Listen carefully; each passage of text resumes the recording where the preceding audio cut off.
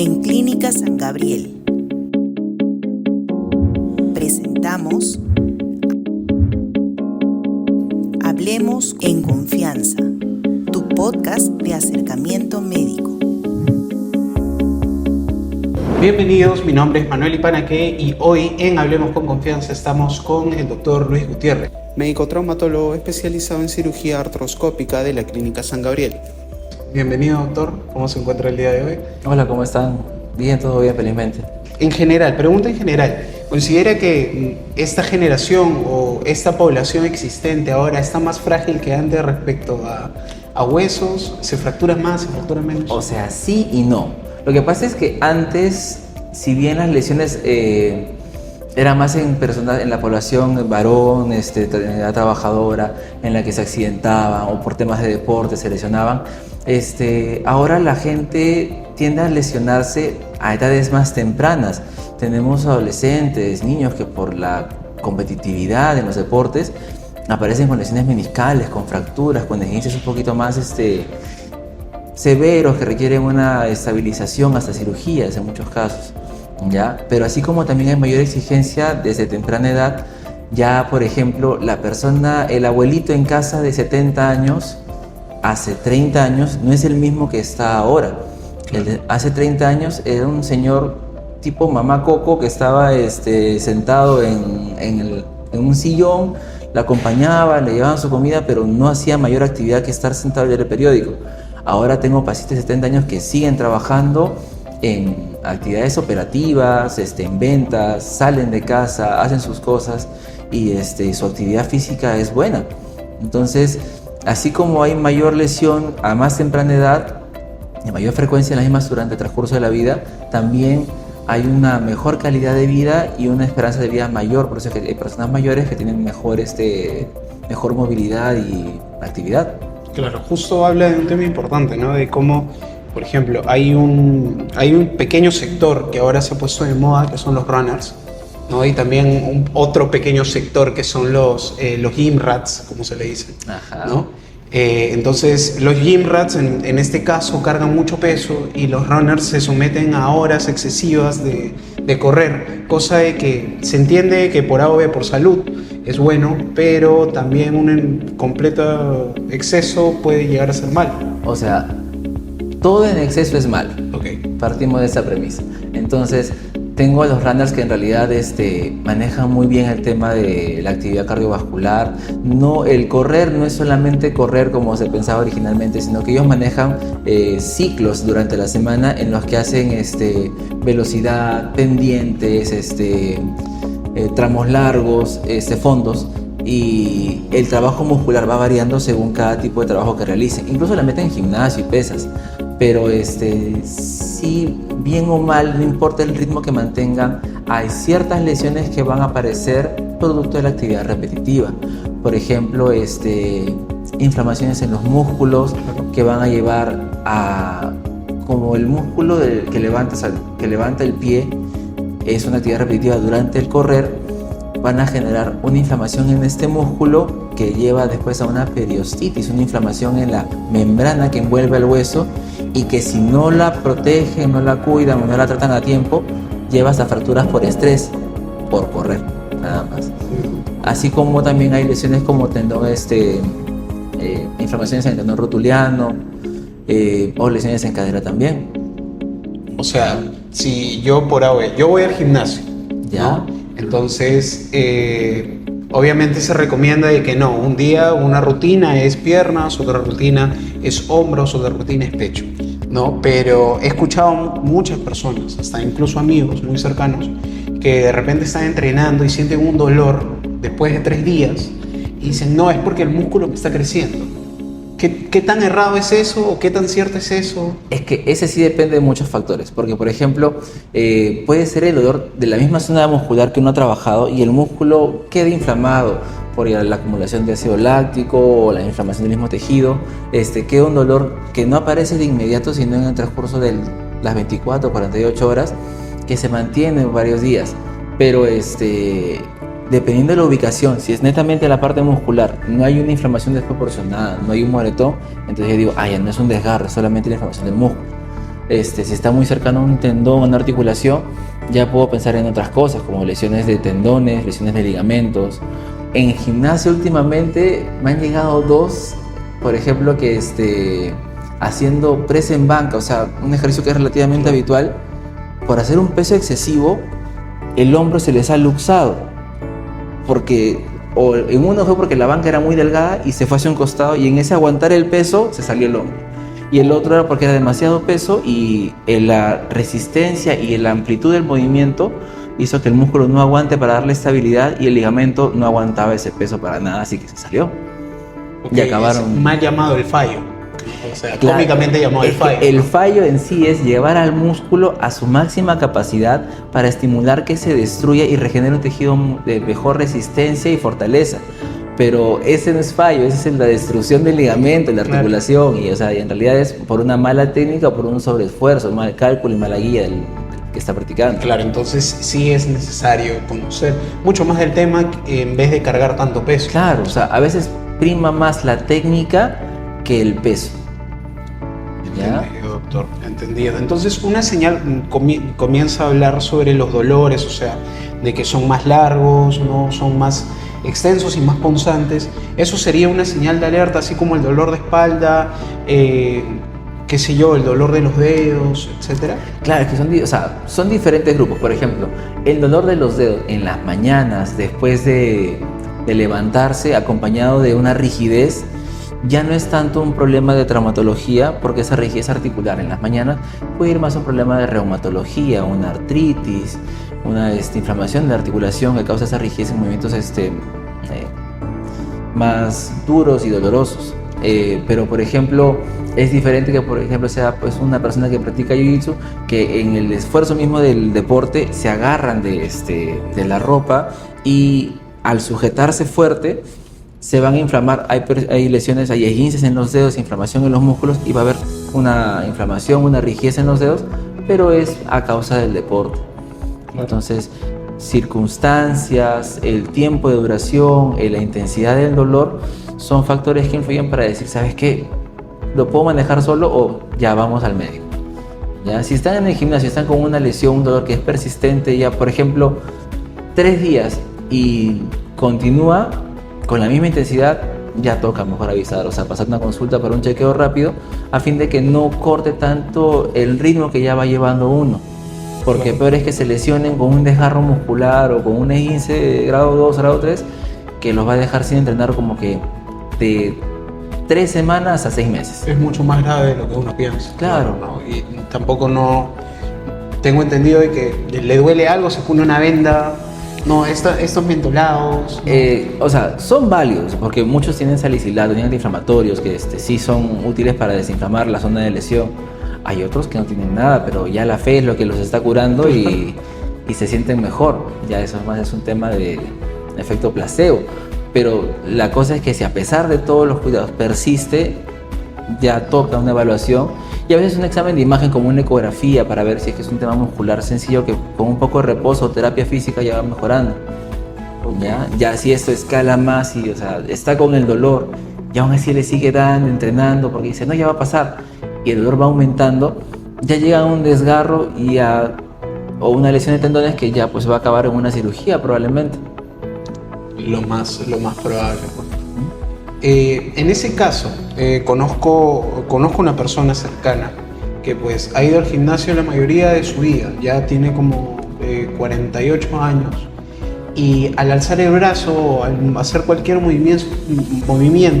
hacer cualquier clase de movimiento, suenan crujidos, como si, los llamados conejos, pues, ¿no? Hay que distinguir los sonidos, porque van, por ejemplo, desde... Es como que esotérico el tema de cómo distinguirlos, pero por ejemplo, si se siente al movimiento de una articulación como si fuera una arenilla, como un... Okay. Ya lo que pensaría más es un tema de que la articulación sí está gastada, es un poco irregular. Ya la superficie que estaba cubierta por un cartílago que es liso, ya al desgastarse es como una pared que está sin tarrajear y es irregular, yo paso la mano, esa sensación te va a dar el movimiento del cartílago que está desgastado. Ok. Muchas veces acompañado de dolor.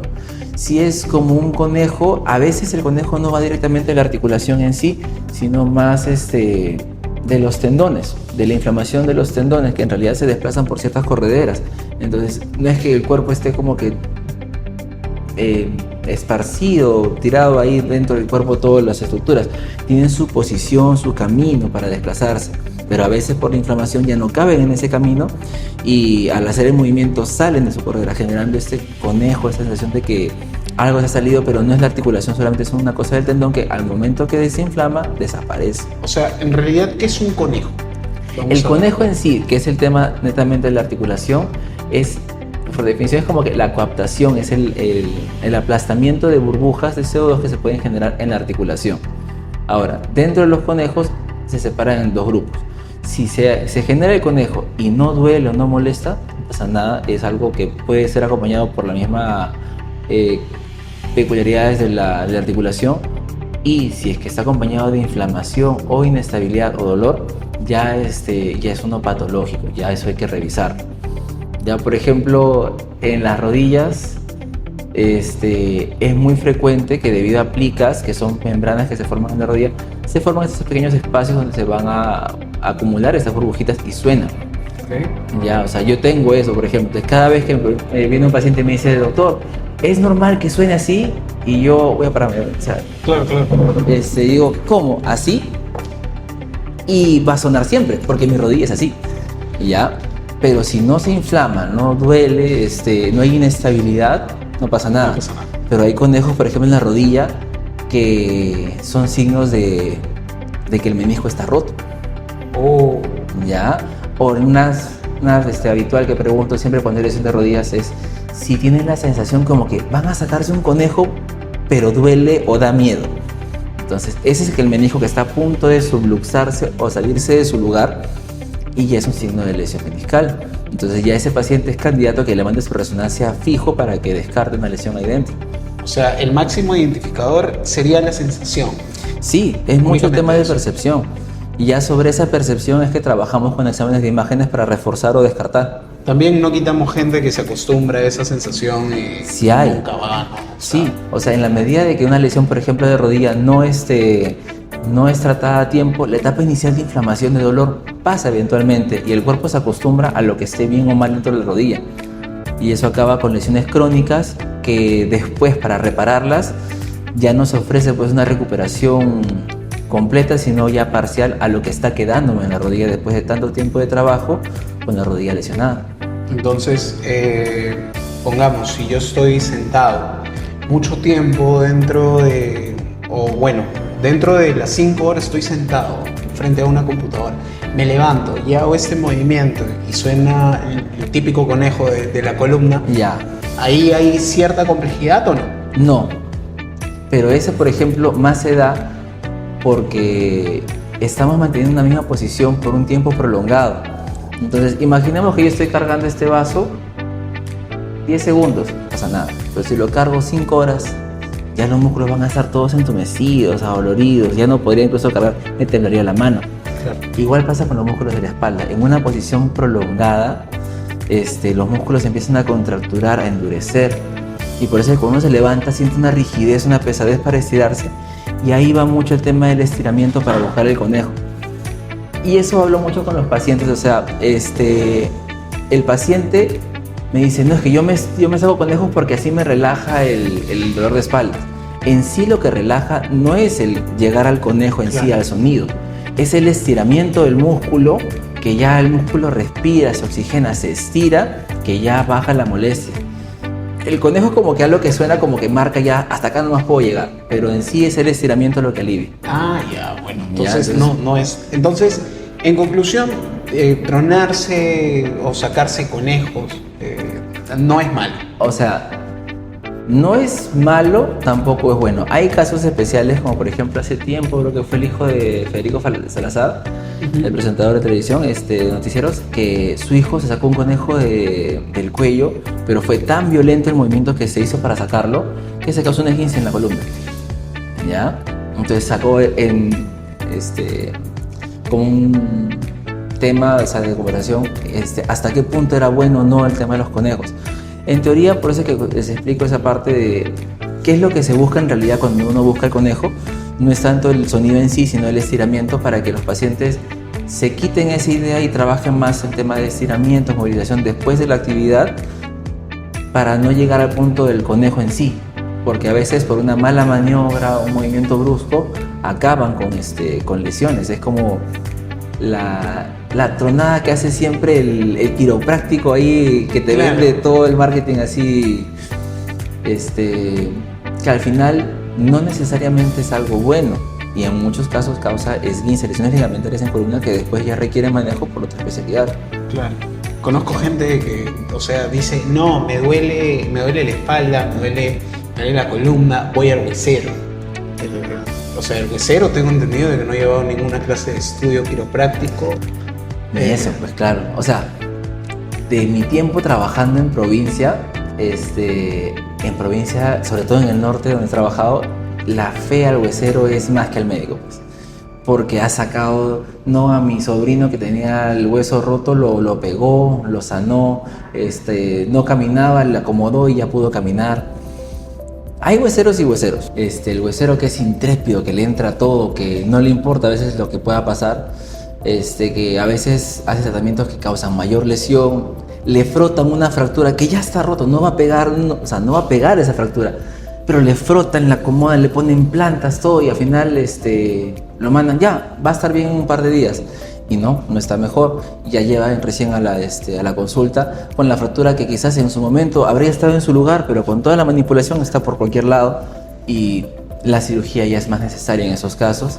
También están los que tienen más experiencia y más cuidado y simplemente dicen, esto no lo puedo manejar, es una fractura, llévalo con el médico, ve al hospital para que te cuiden esa parte. Entonces, ya, los más sinceros. Sí, o sea, la parte de las lesiones musculares, que sería un equivalente a la terapia física, ellos la van manejando. Hasta ahí, o sea, si bien no es legal, no es que le genere mucho daño al paciente. Hay otros que sí. O sea, incluso con el tema de la quiropraxia, yo tengo mis reservas, porque no es que tengamos un colegio de quiroprácticos de Perú para que avalen su labor. Pero muchas veces uno queda supeditado a que no siempre que lo atiende sea una persona que realmente se ha preparado o puede manejar un problema como el que está presentando. Claro. Es un poco complejo, ¿no? O sea, en sí las definiciones que en este caso tienen los quiroprácticos contra los hueseros, no es que los hueseros muchos se basan de lo empírico, ajá, ¿no? O incluso de, bueno, puede ser que hayan leído, no nadie quita es ciertas más un cosas. Trabajo de tradición, ya es un tema más antropológico, pero o sea, sí es un tema más de tradición que se va enseñando persona a persona, ya claro, en base a la experiencia, la práctica, ya lo que se tenía disponible en ese entonces. Claro, entonces una mala praxis, en este caso, ¿no? Imaginemos una cierta idea. Si yo, por ejemplo, de chiquito montaba MX y me salió la rodilla, voy a un huesero, una mala praxis me pudo haber dejado sin pierna.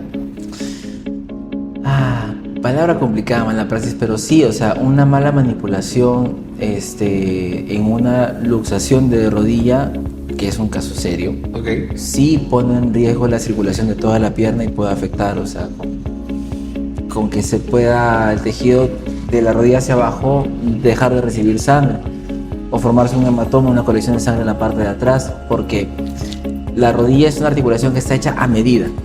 Y justo la parte de los nervios y los vasos más importantes que pasan por detrás de ella están sujetados como con unas grapas que son dos grupos de músculos tanto arriba como abajo, que si la rodilla se sale de su lugar a pesar de todos los estabilizadores de ligamentos y músculos que tienen alrededor, la arteria principal se rompe, se lastima y ya no trabaja menos que lo maneje un cirujano vascular. O sea, esa es una emergencia real, pero no es muy frecuente tampoco, felizmente.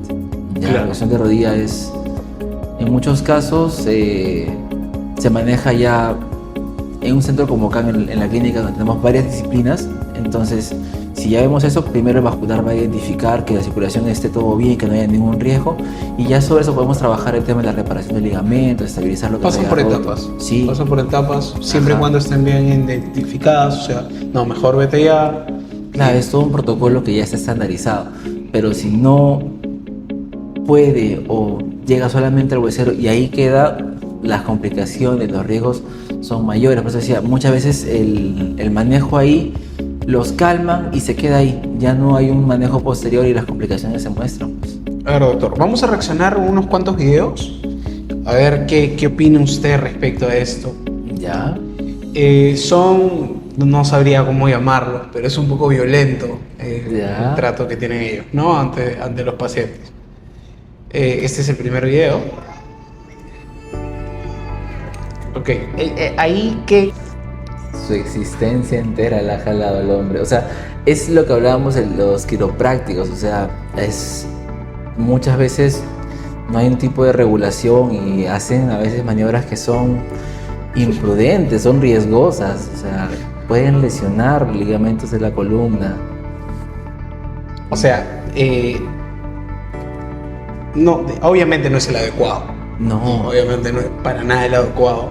Pero también hay cierto riesgo ¿de qué? ¿De muerte ante o eso? sea, pueden lesionar ligamentos, pueden lesionar discos o nervios periféricos que salen de la columna con maniobras tan bruscas. O sea, son maniobras que quizás en menor medida las puede usar el terapeuta físico, pero ya llevadas a un extremo, a veces por el tema del show, a veces porque tienen la idea de que mientras más fuerte o violento sea el movimiento, mejor resultado va a tener, o a veces bajo la premisa de que le vamos a alinear la columna porque se la vamos a alinear, o sea, y es parte de la venta del servicio como lo presentan. Que suene. Y bueno, este es otro. Y es todo el aparataje pues que usa. O sea, ese aparato no es correcto utilizarlo. Definitivamente. No, O sea, en lo absoluto no es algo... o sea, no soy cirujano de columna, pero no, porque para va a nada. lesionar, claro. Bueno, sigamos viendo. Aquí quizás tiene el codo.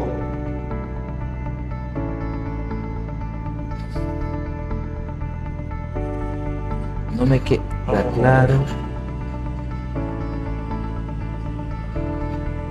Ah, era el codo. Sí, era el codo, ¿no? Sí. En este caso, o sea, ¿cómo se pudo haber arreglado un yeso? No creo. Lo que pasa es que hay muchas maniobras para acomodar o reducir cuando un codo sale de su sitio, pero para que salga es porque o las estructuras de hueso que sujetan al codo se han roto, o los ligamentos que le dan estabilidad se han dañado y se han roto, se han estirado.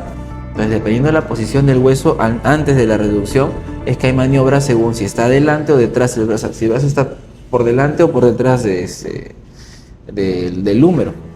Ahora, en muchos casos se requiere sedación porque la misma contractura muscular y el dolor hacen difícil acomodarlo. Entonces, como no le pueden ganar al músculo, quedan movimientos violentos para que nada que ver, porque al final van a lesionar más o pueden romper más el hueso que está lastimado ahí. Claro. Y supongo que es el último. Aquí.